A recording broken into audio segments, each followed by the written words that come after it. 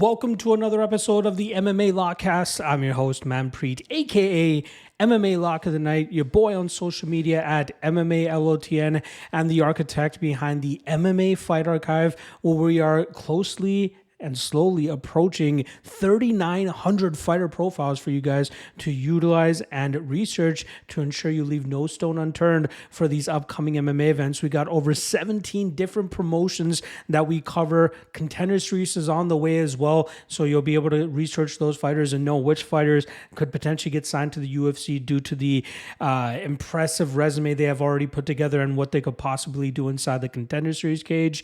Like I said, close to 3,900 fighter profiles, 17 different promotions, over 75 subscribers as well, consisting of cappers, analysts, predictors, content creators, coaches, commentators, and even fighters themselves. You guys can check it out for free with a 7-day free trial. Link for that is in the description below. Once again, that is the MMA Fight Archive. Make sure you guys check it out. All right, this week we're going over at UFC Saudi Arabia, the first trip for the UFC over there. Obviously, they've gone to Abu Dhabi a couple times, but this will be their first stint down there in Saudi Arabia. Solid card they had originally planned to bring here, but there have been a couple fall-offs, including in the main event where it was originally supposed to be Robert Whittaker taking on a Khamzat Chimaev. Unfortunately, Chimaev continues to be marred by injuries and diseases that have kept him out of competition and not allowed him to be that killer that everybody expected him to be when he burst onto the scene back during the COVID era. In steps Ikram Aliskerov, who was originally supposed to be on the co-main event of last week's card against Antonio Trocali. The UFC pulls an audible here, pulls him out of that card, and gives him this main event slot. And Aliskerov was scheduled to fight some big names even at the end of last year, but those fights all fell through, including against guys like Paulo Costa and Nasruddin Imavov. He jumps the line completely here and takes on former champion Robert Whittaker. So very fun fight in the main event there. A couple of other great fights sprinkled out throughout the card as well. Very much looking forward to breaking down this card for you. We actually had another fight announced today. Mohamed Naimov was originally scheduled to fight Melsik Baghdasaryan. Baghdasaryan posed out yesterday, and in steps current OKTAGON bantamweight champion Philippe Lima, and we just got the odds for that as well, so I'll be able to break that down for you guys on this card as well. Just a quick lock of the night and dog of the night recap for last week's event. We come through heavy on Miles Johns at minus 122. Big cash for us there. And also we hit our PFL lock of the night play, which was Tim Johnson, who after an early scare with that big groin kick from Danilo Marquez, he bounces back and he ends up getting his hand raised as well by knocking out Danilo Marquez. And now that increases our lock of the night record to 44-21 for the year for a 68% hit rate. We've been absolutely killing it the last month and a half to 2 months, really making up for the poor start to the year that we had for the lock of the night play. Still a long way to go here, but I'm very happy with my ability to trust my reads in these spots that I would normally second guess and be a little bit hesitant about. I'm really locking in now and really happy with some of the spots that I've been able to hit here. Miles Johns was a big spot there. There are a lot of people very heavy on the Douglas Silva de Andrade side, but I really believed in Johns in this spot, and I was happy that he was able to go out there and showcase the improvements that he's been making and still able to go out there and get the dub as well. So again, far from where I want to be in terms of the hit rate of the lock of the night play, but we're getting there and clawing our way back, especially after that abysmal start to the year. Dog of the night, rough stretch. I've not been able to hit water trying to jump out of a boat here with the dog of the night play. It was Alex Perez for this past weekend. He ends up coming up short against Tatsuro Taira after having a very good start to the first round. We saw him win all three on all three judges' scorecards. He earned that first round, and it looks like he was doing pretty well in the second round. Who knows how that would have ended had Taira not injured the knee of Perez, but Perez usually showcases decent submission defense. It's those weird positions where Taira is able to get the grappling going. It wasn't really a traditional takedown. It was more so just a hopping on the back and then securing that back position there. So, unfortunate for Perez to suffer that knee injury. Unfortunate for us to take a loss on the dog of the night as well. The PFL, we took a dog of the night loss as well. I can't recall off the top of my head who it was, but still, not the best look there. A bit of a losing streak in terms of the dog of the night as well. So now that drops our record to 20-45 for a 31% hit rate. Really got to turn around there and hoping that the dog that I'm honing in on for this weekend ends up coming through for us. Also, reminder, we do have PFL and Bellator going down this week, and I believe PFL is on Friday and Bellator is on Saturday. I'll have full card breakdowns for you guys on this YouTube channel here over the next couple of days, so keep your eyes peeled for that. Obviously, the Patreon folks on the Lock of the Night Patreon page will be getting it first in the form of a written breakdown, so if you guys want earlier access than the podcast that will be dropping later on this week, hop on the Patreon, and that's where you'll be able to find it. Otherwise, just stay tuned. I will drop them full card breakdowns for you guys on the YouTube page, as I always do for PFL and Bellator. All right, last plug here, real quick. Shout out to the Godzilla Wins folks over there, providing your boy a platform to drop written breakdowns on a weekly basis. On Thursdays, we drop the main event breakdowns. On Fridays, we drop the 3 best money line spots. I'll either have the links posted in the description below once the articles have been published. Otherwise, just go to GodzillaWins.com. Check out the MMA page, not just for my articles, but also we do have another great capper on there. Not to mention, we have all the other major sports covered for you guys as well. The WNBA as well, which has taken on a lot of steam over the last couple of months due to Caitlin Clark. So if you guys want to get some action on there, Godzilla Wins has you covered. All right.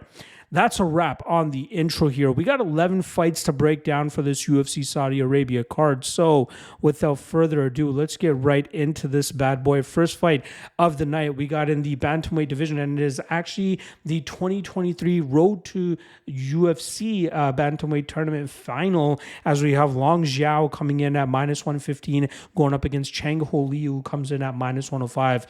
Pretty much a pick'em fight here. We'll start off on the Long Xiao side of things, who's gone up against 2 grapple-heavy fighters in the opening round and the semifinals, and he was able to come clean and come ahead of both of those guys, showcasing his takedown defense, his ability to work back to his feet, and then showcasing his striking advantage in which he held in both of those spots. Shohei Knows was a guy that was able to take him down and have some good success with his BJJ, but then it was ultimately Long Xiao's striking that got him ahead there, especially with how he was able to land the damage. In his last fight against Kami Kubo had solid success in the first round, but was unable to muster up anything in the second or third rounds, as Long Xiao did a great job in terms of keeping his hips back while landing big damage in the striking realm, and that ultimately swayed the judges in his favor for him to get his hand raised.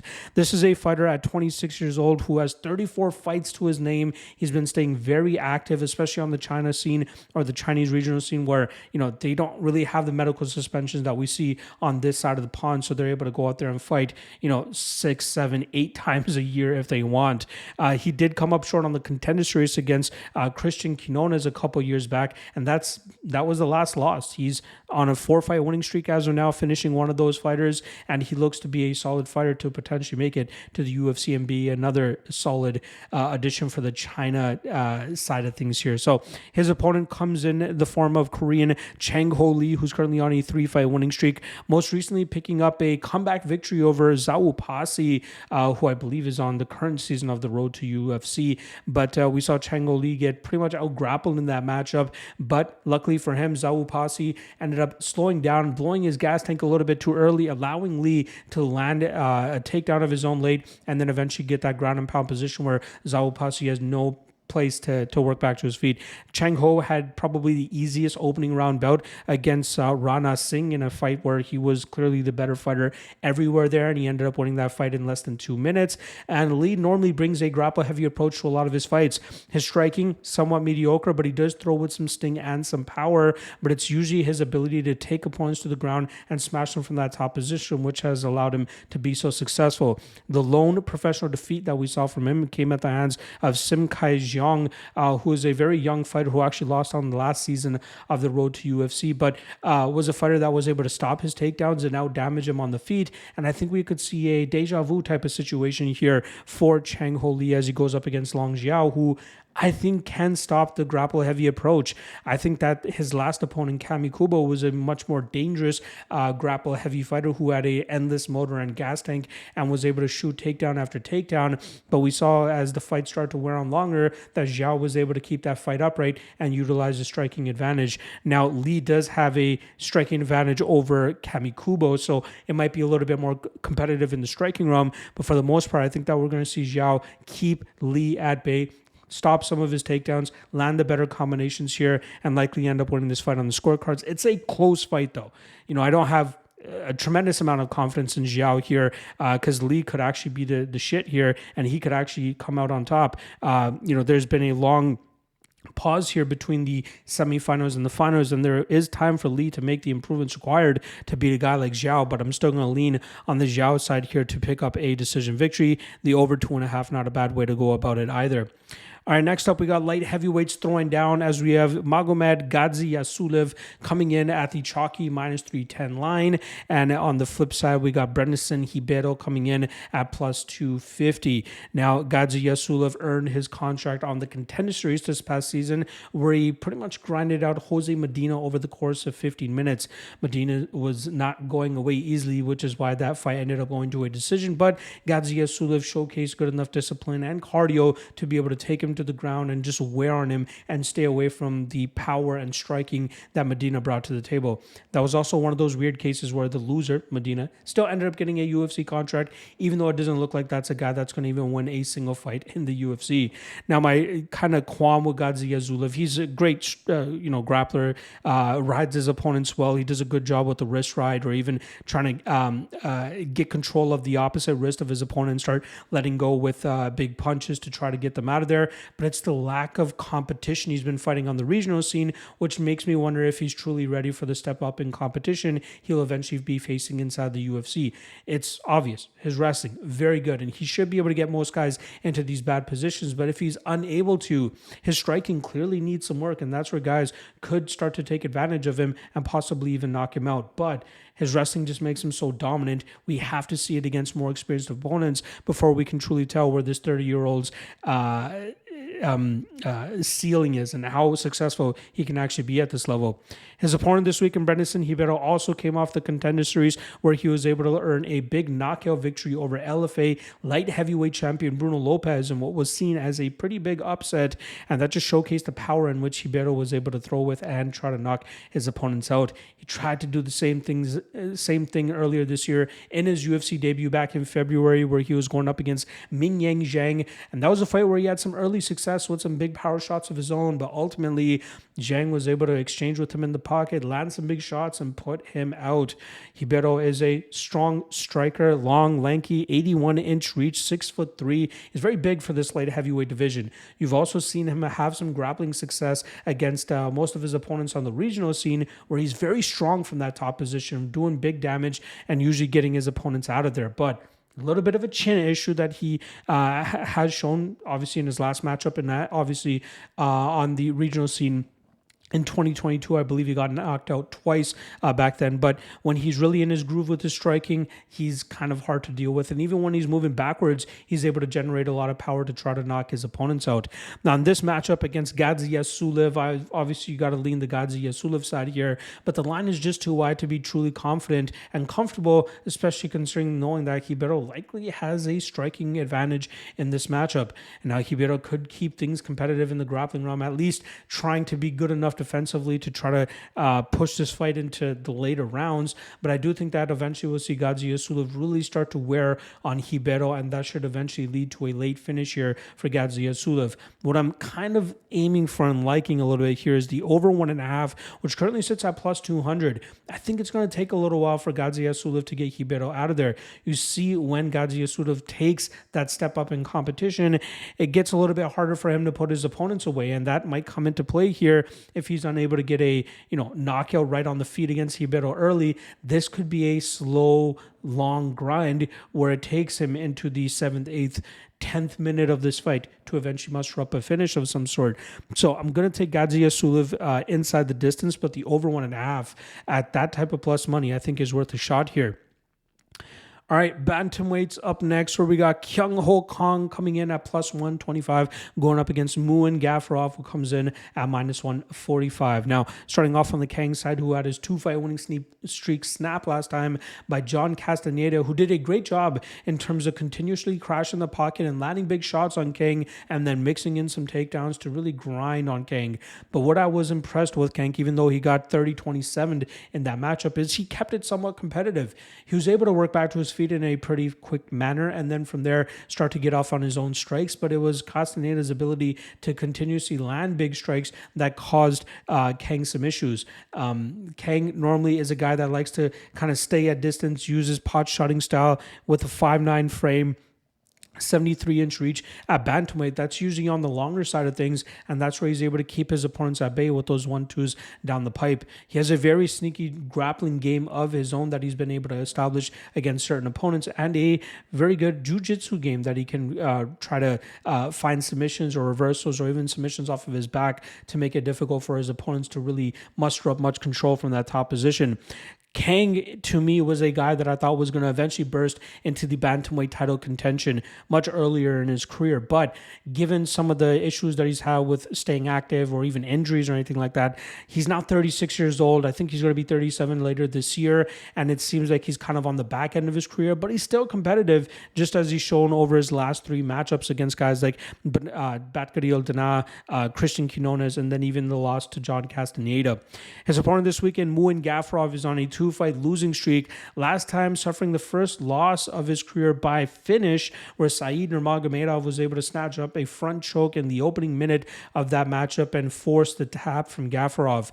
I really expected Gafurov to close the distance a little bit more effectively and start to get takedowns and be a lot more active than Nurmagomedov, and I really trusted in the durability of Gafurov, but it ended up crashing down there as Nurmagomedov was able to tap him very quickly. Gafurov is a guy who has had issues against guys that were able to stop his takedowns and outstrike him, just as we saw from John Lineker, Chad Anheliger, and even John Castaneda in his UFC debut.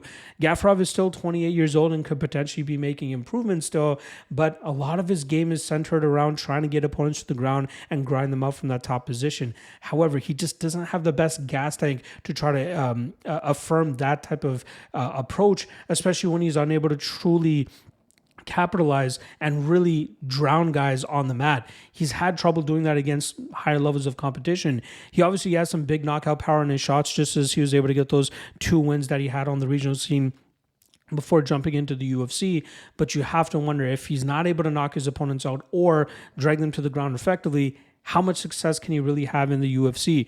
Now, he's going up against a veteran in Kang here who, they have roughly around the same amount of fights, but Kang has much higher level of competition, I believe, on his record. And I think he has a good enough game to probably make things a little bit tricky for Gafurov in this spot. I think we'll see Kang be the slicker striker, as Gafurov with the striking likes to wade into the pocket, wide-winging hooks, similar to Castaneda, but Castaneda does a great job in terms of using his speed and precision to land, just as he did against Kang, whereas Gafurov kind of just throws recklessly and doesn't really, get the target often. We saw Gafurov have some success with Castaneda in the second round of their matchup, but it was very limited success. Kang should be competitive in terms of working back to his feet. If he showed off the type of get-ups and takedown defense as he showed in the John Castaneda fight, he'll make it very difficult for Gafurov to get off on much success of his own. So I think that we'll see Kang land better damage from distance, stop the takedowns, maybe even threaten with some submissions of his own. But I think the cleaner fighter here will be Kang. And given that he's at a plus 125 underdog side here, things could look pretty good here for the underdog. So I'm going to go with Kang, and I think Kang by decision, maybe even a little bit of a sprinkle on his submission prop if it's juicy enough. Maybe he's able to snatch up a front choke similar to Nurmagomedov, but I do like Kang here, and Kang by decision. All right, next up we got welterweights going at it, as we have the chalky Rinat Fakhretdinov coming in at minus 325, going up against Nicholas Dalby, who comes in at plus 275. Now we'll start off on the Fakhretdinov side last time around, who's 22-2-1 in his career. That one draw came in his last matchup against Eliseo Zaleski dos Santos, in a matchup where he was doing great work through the first 10 minutes, where he was able to win that on all 3 judges' scorecards. And then the final round was a 10-8 for Zaleski, as Zaleski did a great job in terms of hurting the body of Fakhretdinov, and then from there pretty much cruised to the scorecards, and then two judges scored that third round at 10-8, causing the majority draw that night. But Fakhretdinov showcased that, he has the ability to battle back from adversity. Like, it was crazy to see him get hurt as badly as he did to the body, but still managed to stay alive in that match, to see the scorecards that night. I don't think he has a cardio issue by any sorts. That's kind of been some people's knock on him, is that they believe that he just slows down given how relentlessly and how emphatically he usually looks to grapple his opponents. But if he's unable to get them out of there, he has shown against opponents in the past that he can go out there and just smother them on the ground for 15 minutes if he needs to. His striking still needs a little bit of improvement, but he does such a good job with chain wrestling and looking to grind on opponents, whether it's up against the cage or even them dragging them to the mat, and then from there just grinding them out. I think that looks usually pretty good in his favor with how easily he's able to dominate his opponents. Now, his opponent, Nicholas Dalby, here is a very tough veteran, 24-4-1 record, very solid run. I believe since coming back to the UFC, since initially getting cut from the UFC, he ended up going on a 9-1 run, 6-1 in the UFC since his return as well. Last time around, we saw him pull off a big upset against previously undefeated hot prospect Gabriel Bonfim after getting 10-8 at least on one judge's scorecard in the first round.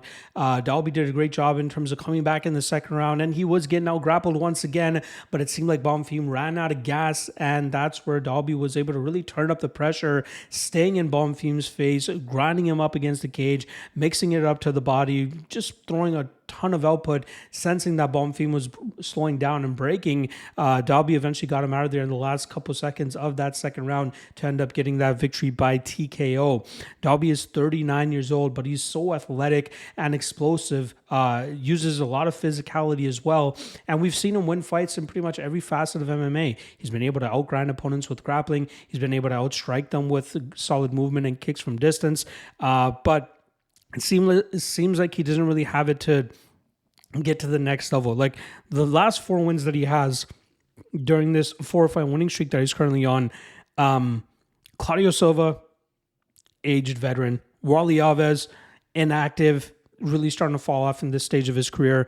Muslim Salikov, aging veteran. But the Gabriel Bonfim one, I'll definitely give him that one. That was a very solid win for him to have in his back pocket. But now fighting a guy like Fakhretdinov, who we know likely won't slow down and will probably have just as much, if not more, success than what Gabriel Bonfim had, I feel fairly confident that we'll see Fakhretdinov stop the striking advantage that Dalby could have in this matchup, taking this fight to the ground, and just doing big work from on top. I don't know if he finishes Dalby. I think we'll see enough resistance from Dalby here, but I think we'll see Fakhretdinov continue with mat returns, grinding him on the cage, keeping him in bad positions. Dalby might have a slightly better gas tank, but again, I just don't think it's to the point that he can turn up the heat enough on Fakhretdinov late to get him out of there. I trust in Fakhretdinov's ability to survive in late spots, just as he showed in his last matchup against Zaleski, and I'd kind of be surprised if Dalby is able to muster up a 10-8 type of performance, just as Zaleski did last time around. So unless he puts Renat clean out here, I think we see Fakhretdinov win at least 2.5 rounds of this matchup to end up getting his hand raised on the scorecards. All right, next up, lightweights going at it here as we have Nasrat Haqparast coming in at -245, going up against Jared Gordon, who comes in at +210. Now, Haqparast is riding a 3-fight winning streak, but also coming off the second knockout victory in his UFC career as he starched Jamie Malarkey last time around with a big shot, and that either has to do with, well, probably mostly has to do with the fact that Malarkey's durability has just not been that great in this stage of his career. Haqparast is a guy that normally likes to go out there and throw big striking combinations, has a lot of power in his hands, and has shown that he can put some guys out. But similar to Yan Xiaonan, it's something that reminds you of two fighters that seem like they throw with a ton of power but are unable to get finishes at this stage or at this level of mixed martial arts, but they still go out there and throw with just as much heat from minute 1 to minute 15. Haqparast does a great job in terms of exchanging in the pocket and usually minimizing the damage that he takes in return. We've only been able to see guys with a higher level of technique and higher level of discipline in the striking realm be able to defeat Nasrat. We saw Dan Hooker have good success against him. give him a defeat, and then Nasrat took a back-to-back loss the second time around to Bobby Green, who was able to outstrike him and outbox him as well. So we know where Haqparast ceiling is. He can beat guys that he has a clear striking edge over, usually showcasing good enough takedown defense and get-ups. On his back, not the greatest, but he usually does a good job in terms of utilizing his strength to keep fights upright so that he can go out there and continue to just strike with these guys. His opponent this weekend, Jared Gordon, is a guy that I've been higher on than most people in the past. He'll be 36 in a few months here, but still showcasing that he can go out there and be very difficult to deal with. Last time out, we saw him go out there and knock out Mark Madsen in the last minute of the first round in a fight that was pretty grueling in the clinch for about 4.5 minutes before Gordon was able to uncork a big shot to drop Madsen and then follow up with some big shots to get him out of there. It was a very weird 2022/2023 for Jared Gordon, where he had that loss to Grant Dawson by finish. That was a fight that it seemed like he gassed out in, and we saw Dawson submit him in the third round. Then he came back with an emphatic victory over Leandro Santos, where he pretty much wiped him on the scorecards there. Then he came back and he lost that controversial decision to Paddy Pimblett, and then followed that up with that weird loss/no contest to Bobby Green, which was stemming from accidental headbutt that seemed to rock Jared Gordon very badly. And then Green followed up with some big shots. Green thought he deserved to win that fight, but it was clear that there was a headbutt that caused the finish there. And then Gordon had to take a bunch of time off to eventually come back in November and then pull off that victory like he did against Mark Madsen. Now, Gordon is a guy in 2018 and 2019. He had 3 losses in 4 fights, all by knockout, and it seemed like he was damaged goods by that point. His durability seemed to be compromised. But since then, the only knockout loss that he really suffered was that Bobby Green fight, which, again, not really a loss, it's a knockout. But that was the last time we've seen his lights put out. So maybe he's been able to work his chin back a little bit. I don't know how that even works, but or it could also be with the fact that he's not really fighting these huge power punchers who are able to give him that type of issue. Now he's going up against a guy in a Haqparast here who could potentially give him that type of issue, but I think that the movement of Gordon will make it hard for Haqparast to really land big enough shots to put him out. But I still believe that Gordon is going to have to enter the pocket here against a guy that will be able to muster up better strikes, more power, more damage. You're talking about a guy that has almost a 8-year youth advantage in this spot, nearly an 8-year youth advantage. Faster, more explosive.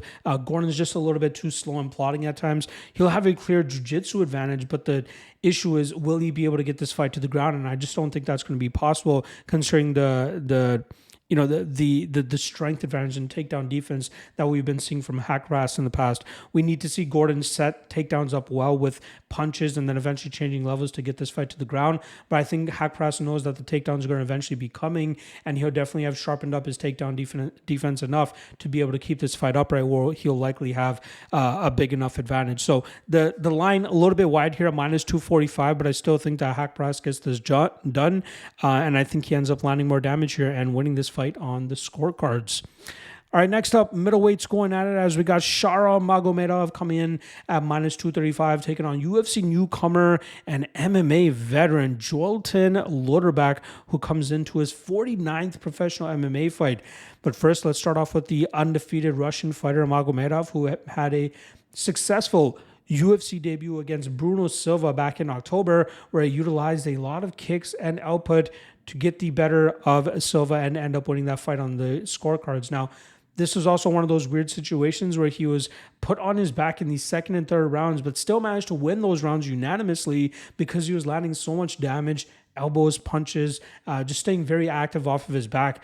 It seemed like he had no urgency in terms of working back to his feet, nor did he really try to throw up any submissions. There's a very weird situation in the third round where Bruno Silva got up out of the guard and then went back into the guard, and in doing so, he allowed Magomedov to get one of his legs over Silva's shoulder in a clear triangle setup opportunity for Magomedov, but Magomedov did nothing in terms of trying to lock that submission up. He just wanted to continue to strike and make it hell for Silva off of his back. But that leaves a lot of question marks if Magomedov tries to do that against guys that are better jiu-jitsu players or guys that will likely try to take advantage of the fact that he's just leaving himself susceptible to being passed and kind of ragdoll on the mat, if we're being honest. Remember, Bruno Silva is a striker. He was a guy that took this fight to the ground because he was frustrated with his inability to catch Magomedov, as Magomedov did a great job in terms of utilizing his lateral movement and utilizing his kicks to keep Bruno Silva at range. The only time we saw Magomedov show any urgency in terms of working back to his feet was in the third round, where he just so happened to eventually get to the cage, and then from there he started working back to his feet. But poor takedown defense, does not look great off of his back other than when he's throwing output, but that's only going to get him so far against a certain level of competition.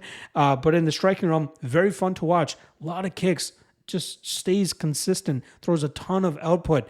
And he's a fun addition for sure to the UFC. Definitely not championship level in my opinion, though.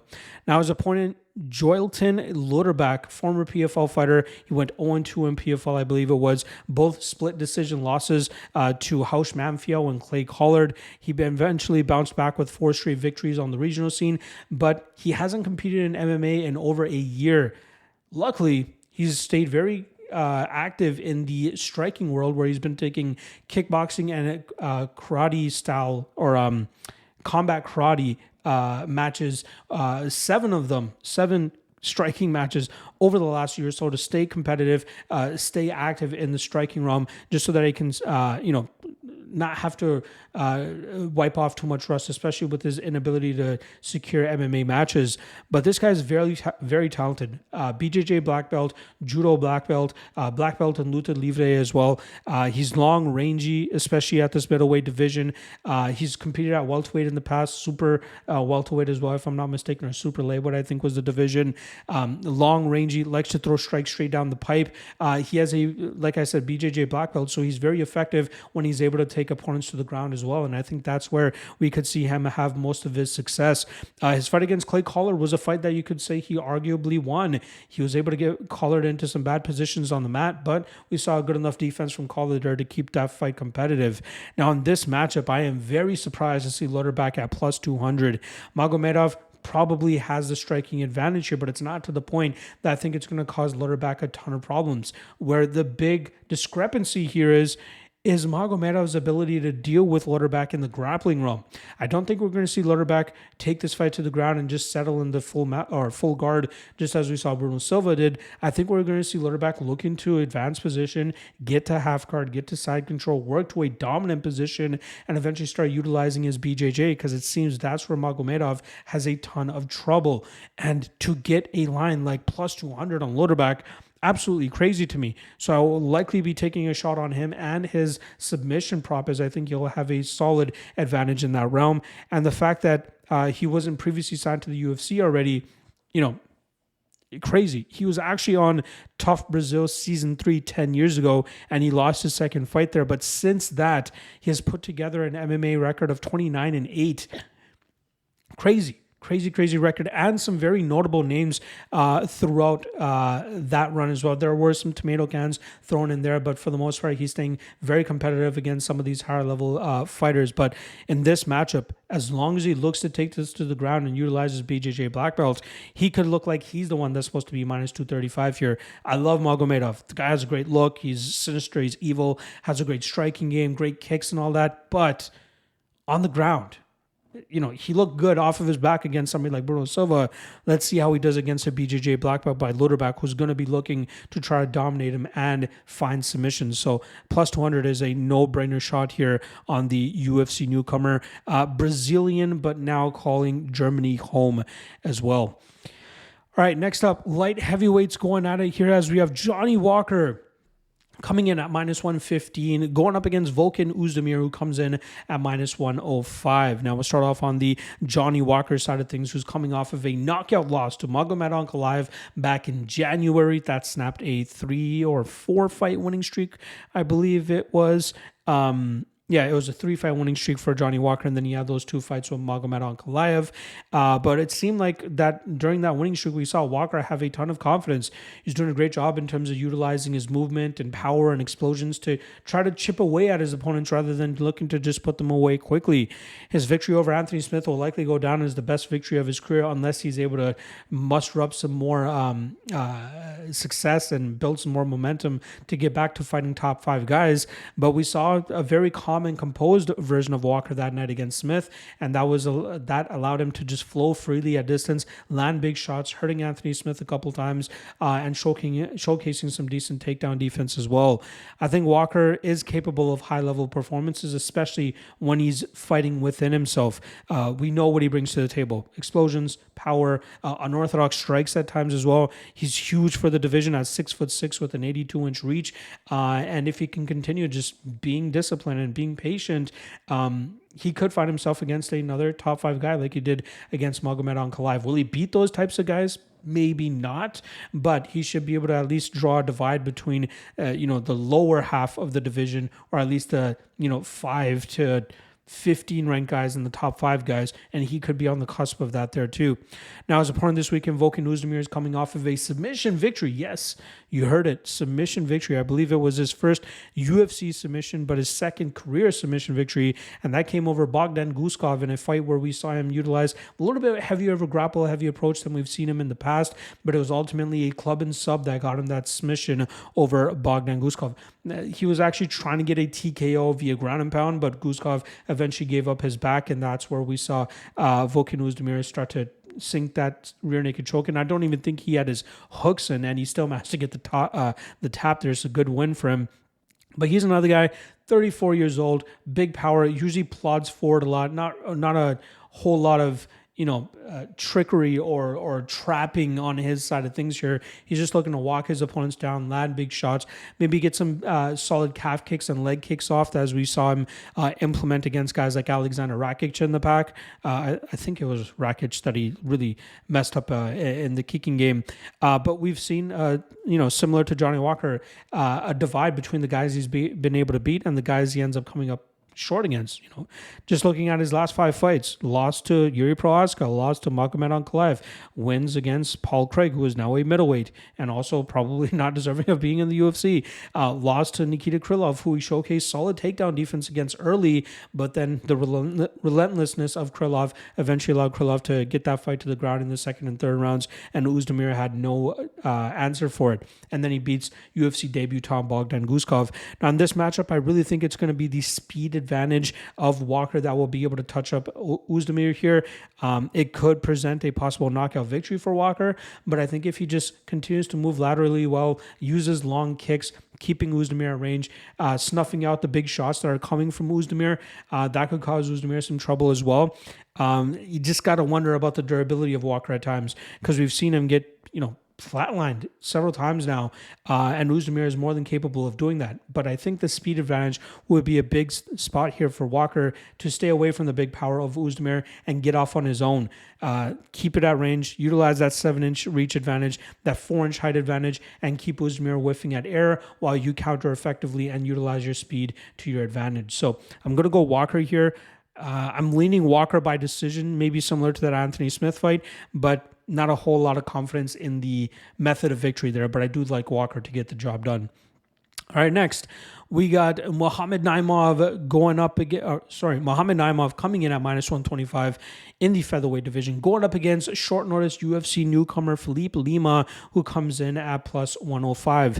Now, I'll start off on the Naimov side of things, who was coming into this week expecting to fight Melsik Baghdasaryan. Unfortunately, Baghdasaryan is forced to pull out, and in steps Philippe Lima. So at least Naimov is able to stay on this card and try to continue this winning streak that he's currently on. He's now 3-0 in the UFC, but all 3 of those wins have a little bit of an asterisk on them, if you ask me. The first win against Jamie Mullarkey, he was losing about 6.5 minutes of until he managed to land a big enough shot to put Mullarkey down and out. Then we saw the Nathaniel Wood fight, in a fight that he fought a pretty good game plan. I'll give him that. But there were constant fouls throughout that matchup that I don't think that he was reprimanded for, that allowed him to get an edge up on Nathaniel Wood, from cage or fence grabs to glove grabs, constant low kick or groin kicks as well. I just don't think it was a good look for him at all, especially that last sequence there where it seemed like Nathaniel Wood hurt him very badly. And as he's ground and pounding him and almost able to get the ground and pound victory there, we saw Naimov holding the inside of his glove, keeping him from landing those big shots. And before the referee was able to step in and get Naimov to stop doing that, there was only a few seconds left on the clock there. So Naimov pretty much just survived at the end there.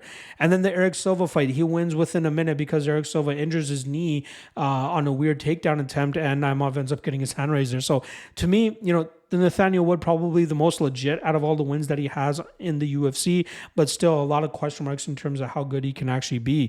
We know he had his opportunity on the Contender Series a couple of years back, but ended up coming up short against a guy that didn't even end up getting signed to the UFC. I believe. I think that was... sorry, let me just quickly confirm that. I feel like I always get Naimov and... Gafurov mixed up here for some reason. I don't know if it's the hairy chest and the hair beard combination that they have. Yeah, it was a loss to Colin England, who actually did end up getting assigned to the UFC, but we know England, I think he went winless in the UFC and ended up getting cut as well. So yeah, Naimov has been training sometimes in Colorado at high altitude, team elevation, kind of just going back and forth from his home country to Colorado. And yeah, his opponent this weekend, very fun addition to the UFC, obviously coming in as, short notice to fight a featherweight matchup, but is originally a bantamweight and actually holds a major title over there in Europe for OKTAGON. And he was scheduled to rematch the fighter that he defeated for the title in July, but OKTAGON, being a great company that they are, they ended up releasing Lima so that Lima could take this short notice opportunity and fight for the biggest MMA promotion in the world.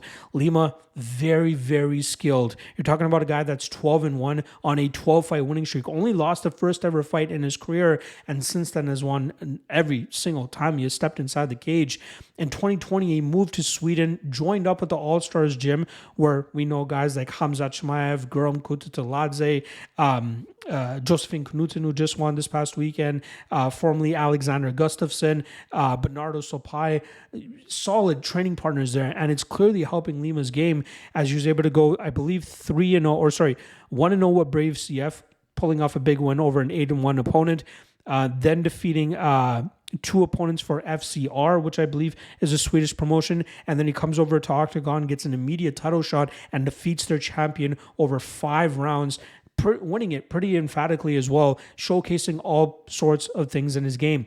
Very fun striker. He's knocked out a guy with a flying knee to the body. That was 3 fights ago.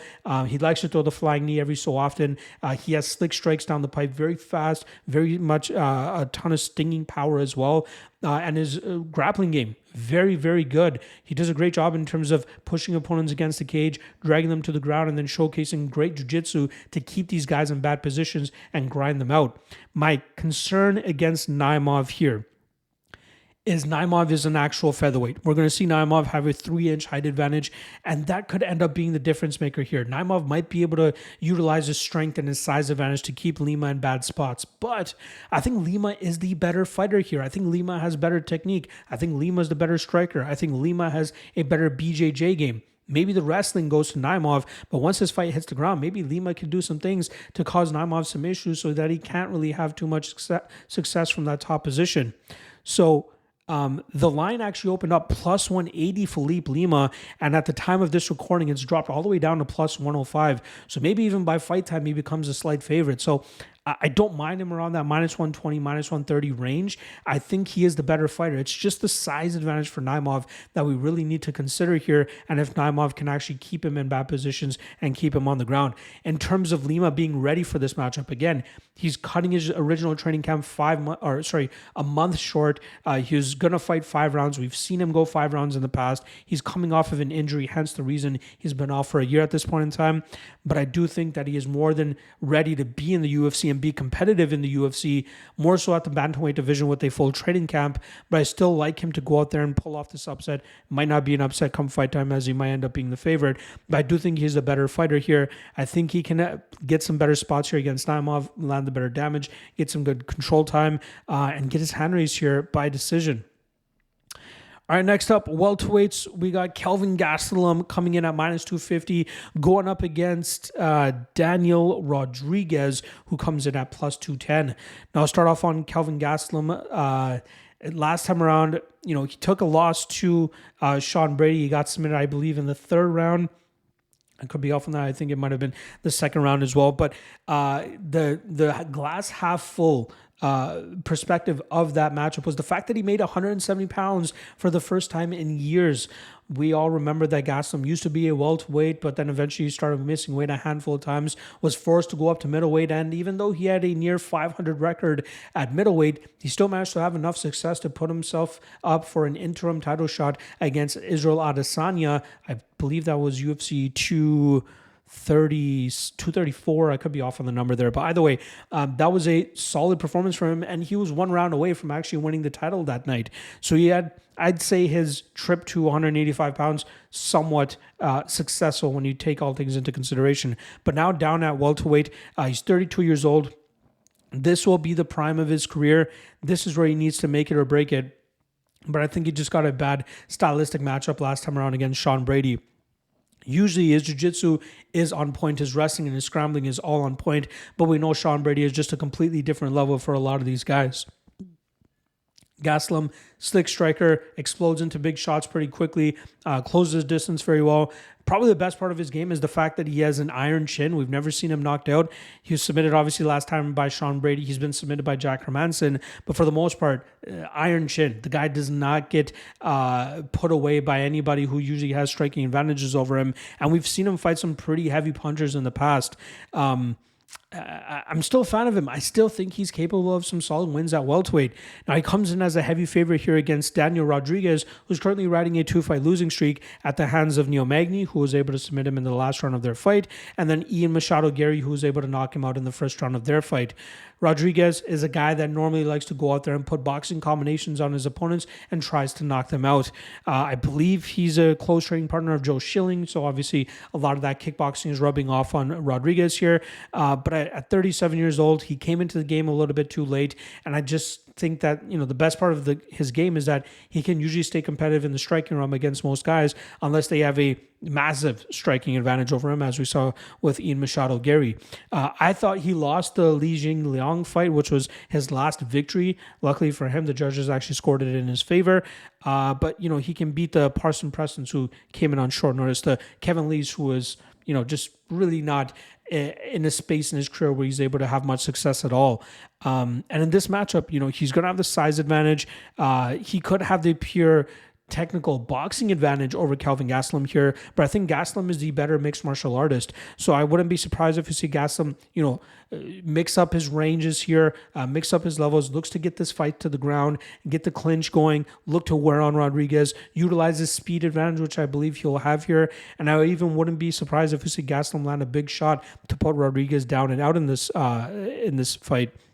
-250, a little bit too wide for me to be totally comfortable playing that chalk on a guy like Gastelum, but this would be a solid step in the right direction for Gastelum, especially at 170 pounds. He has to travel across the pond for this one. Let's see if his nutrition and everything that he's doing leading up to this matchup is completely on point. But otherwise, he should be able to pull off a veterans type performance here over Rodriguez and end up getting his hand raised. All right, next up, co-main event, we got Sergey Pavlovich going up against Alexander Volkov. We got Pavlovich -220, +185 on the towering Russian Alexander Volkov. Now, Pavlovich was on an absolute mean streak after losing his UFC debut to Alistair Overeem. He put together a handful of first-round knockout victories, which earned him an interim title shot against Tom Aspinall late last year. and it only lasted just over a minute, and it was Aspinall who was able to land the big shot and put Pavlovich down and out. Pavlovich had some success of his own, but it was ultimately the speed and athleticism of Aspinall that was able to get to the target a little bit quicker, a little bit harder, and enough to put Pavlovich out. We knew that's the concern with Pavlovich at times. He just, coming into the UFC, it was a guy that didn't fight the way he fights now. He was a little bit more conservative and a little bit more disciplined in his come up, but now coming to the UFC and after the loss to that loss to Overeem, he knows he has the power and speed, or I should say at least power, to put these opponents out utilizing his big strikes. It may not be the most technical, it may not be the most cleanest striking, but he knows if he's able to get his hand on his opponent's chin, he more often than not can put these guys away. And I think that's going to be something that he can pull off for the next couple of years as well, especially at 32 years old. I've usually looked to fade him in the past. I faded him with Tom Aspinall and came out on the right end, but I did try Curtis Blades. I did try, I think, Derek Lewis as well, and it didn't work out for me there. But he is still somebody that's very dangerous and still only has 2 losses through his 20-fight professional MMA career. Now, his opponent this weekend, Alexander Volkov, is a guy that I've been pretty high on and is currently riding a 3-fight winning streak. We've seen him lose to Tom Aspinall. I believe that was in 2022 now. But he's managed to pull off 3 straight victories over Jairzinho Rozenstruik, Alexander Romanov, and Tai Tuivasa, who he submitted last time around, I believe, by Ezekiel choke. Volkov, long, lanky. We know he comes from a kickboxing background. He's tried to implement the grappling a little bit more, but I think the one thing that's going to continuously bite him in the ass as he continues to take steps up in competition is that some guys are just a little bit too quick for him. Some guys have a little bit too much power for him, and that could end up being the reason he ends up losing most of his fights against the top 5 of the division. Here against Pavlovich, I think Pavlovich will have the ability to crash the pocket effectively here. He'll be at a 4-inch height disadvantage, but he will have a 4-inch reach disadvantage, and that could be the difference maker here. As long as Volkov doesn't stay so persistent with the lead front kick or that teep to the gut to keep Pavlovich at range, I think we'll see Pavlovich successfully crash the pocket here and land big shots on Volkov to eventually put his lights clean out. Minus 220 might be a little bit wide for most people, but I think the way that these guys line up with their frames, with their speed, with everything taken into consideration, I think we see a classic Sergey Pavlovich first round knockout here, and I think he does it within 2 or 3 minutes of this fight taking place. So give me Pavlovich by knockout. I hope I'm wrong. Again, I'm a Volkov stan if I'm being honest, but even I don't have the balls at plus 185 to take a shot on him here. I think Pavlovich will just find that chin and put him away. All right. Main event time got put together on short notice, but somebody that wasn't taking it on short notice was Robert Whittaker, who comes in at minus 135. He looks to take on Ikram Aliskerov, who comes in at plus 115. We'll start off on the Robert Whittaker side, who's been exchanging wins and losses over his last 5 fights, beating Kelvin Gastelum, losing his second shot at the title against Israel Adesanya, beating Marvin Vettori, then losing a number 1 contender fight to Dricus du Plessis, and then beating Paulo Costa last time around after a late scare in that first round where Paulo Costa landed a beautiful spinning heel kick.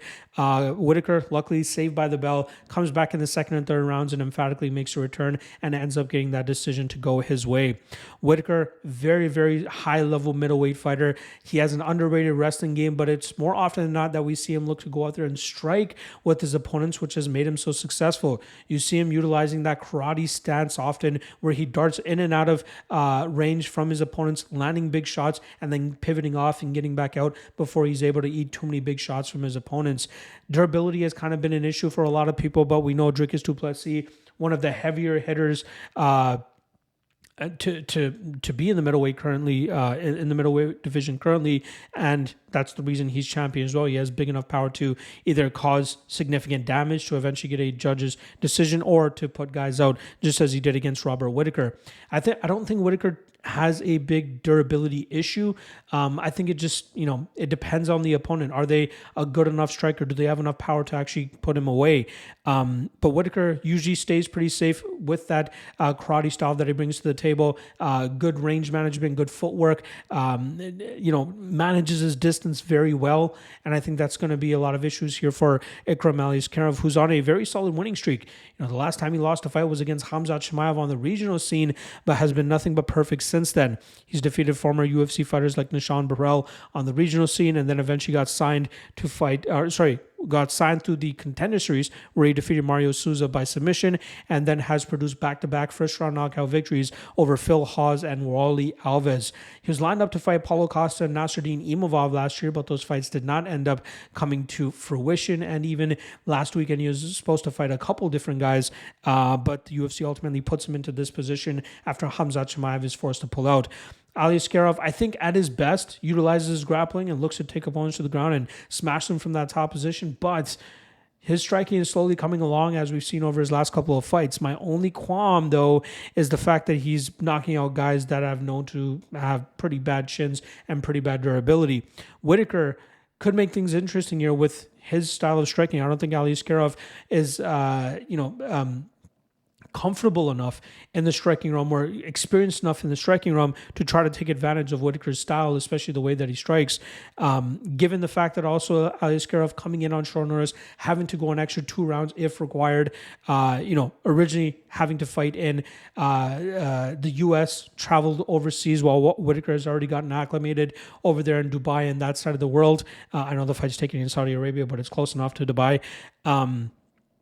I think that this is kind of going to be a vet lesson, courtesy of Robert Whittaker. I think we'll see him utilize his striking advantage here. His defensive grappling will be good enough to keep this fight upright, and I think that we'll see Aliskerov start to slow down later on in this matchup as his takedown attempts start to fizzle away, as his power starts to dwindle as well. Obviously, it'll be very dangerous early here, but I think the line is only as close as it is because Aliskerov has been finishing his last several opponents, whereas Robert Whittaker, he's kind of been, up and down over his last 5 fights. But again, all of those fights, all those losses at middleweight only coming to current or former champions. And I don't think that Aliskerov is championship worthy at this stage of his career. So Aliskerov, top 10 fighter, sure, but Robert Whittaker level, I don't think so. So you got to take advantage of the very good line here that we're getting on Whittaker at -135, and hopefully that ends up cashing for us here. I'm going to say Whittaker, and I think Whittaker starts running away with this in the second, third, fourth rounds, and that could potentially lead to a finish as Aliskerov starts to slow down and leaves openings for Whittaker to take advantage. So give me Whittaker and Whittaker inside the distance. I think it probably comes by knockout. Let's call it round 3 or round 4. There you guys go. Full card breakdown, 11 fights for UFC Saudi Arabia. I did skip Cedric Dumas against Dennis Tululin because that fight actually got canceled about 2 hours before I started recording this matchup. So if you're wondering where that breakdown is, the fight's not happening. I apologize. All right, reminder, Bellator and PFL this weekend as well. I'll be dropping full card breakdowns for you guys in the coming days. I'm going to try to get PFL for you guys on Tuesday, and then Bellator on Wednesday, because I believe PFL is Friday, Bellator is Saturday. So keep your eyes peeled for that. Hit that subscribe, hit that notification bell so you know when it drops as well. And then drop a like, subscribe. Appreciate all the love, appreciate all the support, and I'll see you guys again tomorrow. Peace.